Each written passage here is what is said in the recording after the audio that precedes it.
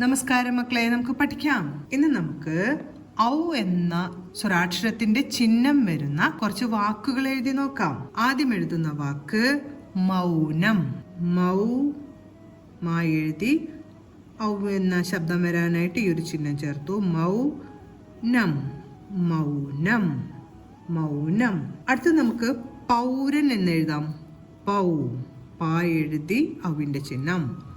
പൗ N പൗരൻ, പൗരൻ. അടുത്ത് നമുക്ക് ടൗൺ എന്ന് എഴുതാം. ടൗൺ ടാ എഴുതി ഔവിന്റെ ചിഹ്നം ചേർത്തു. ഇതെങ്ങനെ ഉച്ചരിക്കും? ടൗൺ. ഇനി അണ്ണാണ് കേൾക്കുന്നത്. അൺ എന്ന ചില്ലക്ഷരമാണ് ഇനി എഴുതേണ്ടത്. അൺ, ടൗൺ, ടൗൺ. അടുത്ത് നമുക്ക് കൗമാരം എന്ന് എഴുതാം. കൗമാരം.